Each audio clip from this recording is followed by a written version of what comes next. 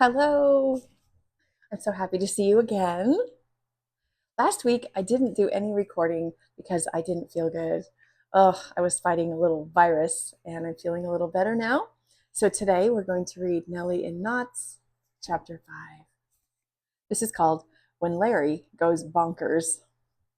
Come on, Larry, get on that scooter. You can do it. I cheer him on. Come on, cute Larry, you've got this, Emmy yells. Larry stands next to his little scooter and looks up at me. We're outside my house at the top of my driveway, practicing Larry's part of his routine for the show. Okay, Larry, let's try this. Come on, Larry. You can do it. You can do it. Step onto the scooter, Larry. Go on, step up, I say. Eggs and cheese, he squawks, but then he hops on the scooter.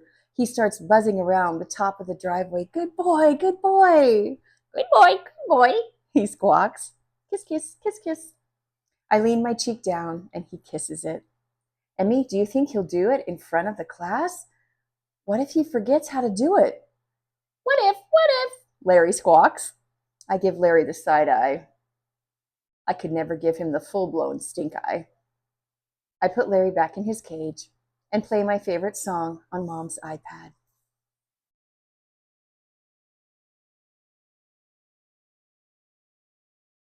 The music starts, Pachelbel's Canon in D major, of course, and I do my pirouettes and Larry bops his head side to side. For the real routine, he's going to buzz around me when I dance. But first, I need to get him comfortable on his scooter. This is the cutest routine, Nellie. Everyone's going to go crazy over Larry. I'm telling you. I mean, really, look at his little head. I hope so, Emmy. Let's have him ride his scooter again, just to make sure. As I bend down to get Larry out of his cage, I hear the yip, yip, yip of a small dog, and my stomach sinks. Carly is walking across her front lawn toward my house, pulled by her yappy poodle. The dog is wearing a glittery pink collar and leash that match Carly's frilly pink gloves. Ick. I start to get all shaky. Why can't she just go back home?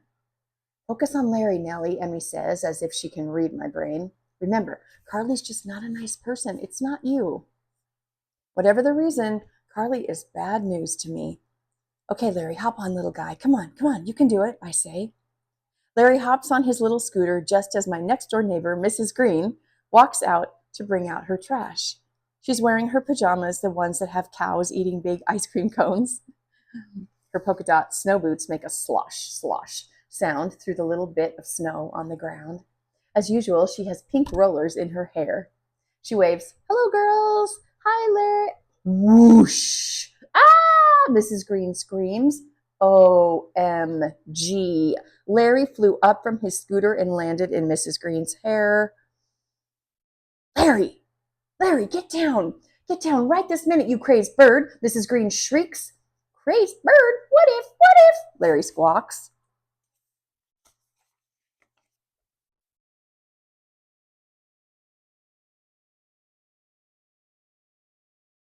Carly is now at the foot of my driveway, cracking up.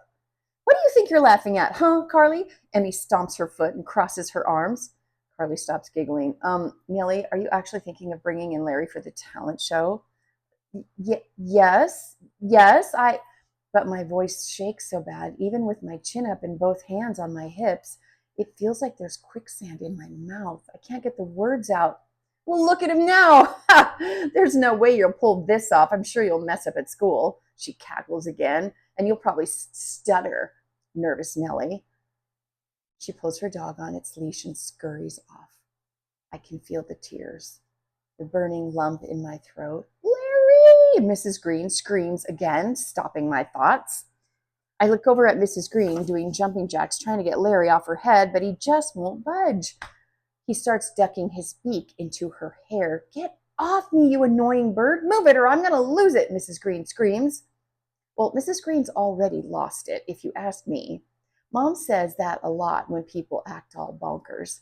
Who wears pajamas like that outside for all the world to see? But now she's losing it even more, literally. Half of her hair rollers have fallen to the ground. The burning lump in my throat turns into a feeling of I'm about to laugh so hard I might pee in my pants, and I can't help it. I let out the biggest laugh. Emmy's giggling. Mrs. Green's not giggling. Larry! I run over and pull him out of Mrs. Green's hair. Nellie, please keep that bird inside, would you? She says in a stern voice and walks off, shaking her head and muttering something to herself. Her hair rollers are scattered along her driveway. I can't believe it. That was the funniest thing I've ever seen, Emmy says. Glad you think so, but I don't. What if he does this on Monday? There's no way he will. He probably didn't like your neighbor's rollers. She smiles at me. I think about this for a second. Maybe Emmy has a point. Larry isn't used to seeing weird plastic things in people's hair. Maybe he thought they were food? Okay, let's try this again. Larry, hop on. I look at him with my serious face. I start dancing after Larry hops on and he buzzes around me, this time without any disasters. Okay, Nellie, my turn. Can we focus on my presentation now because I'm kind of freaking out? Wait, you are freaking out?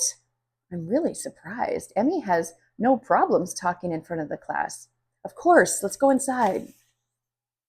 In my bedroom, Emmy starts pacing back and forth. What's the matter, Emmy? Emmy sits down at the edge of my bed. I'm so scared about the talent show on Friday.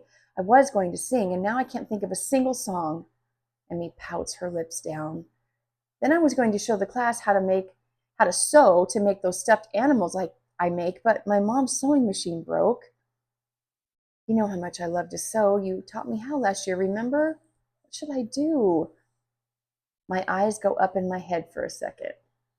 I know. You can borrow my mom's sewing machine. I open my door and shout out, Mom, Mom! What's up, Nellie? Mom yells back from downstairs. Can Emmy borrow your sewing machine for the talent show? She's going tomorrow and hers broke, and of course, don't be silly. I grab it off my desk and give it to her. But I don't want to do the stuffed animal thing anymore. I have too many of them. What should I sew? Asked Emmy. Let me think for a sec. Oh, I know. Want to sew a few suede scraps together to make a skirt like one of mine? You always love them. I love that idea. Can you teach me how to do it, like step by step? Of course. I reach into my closet for the bucket of suede scraps I have. Are you sure you don't mind, Nellie? Of course not. You're my best friend. Maybe we can start to wear the skirts together to school.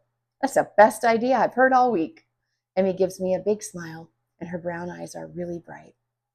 Here are some extra scraps that I have from the craft store. Pick some colors and take extra so we can make one tomorrow, and then you can teach the class tomorrow. How's that? Emmy makes a skirt that is red, white, and black, and she puts red sequins on each side. I love this, Nellie. Thanks so much. I feel so much better. Okay. Phew. I love you. Oh, go on, I say. That's usually Emmy's line, but I steal it sometimes.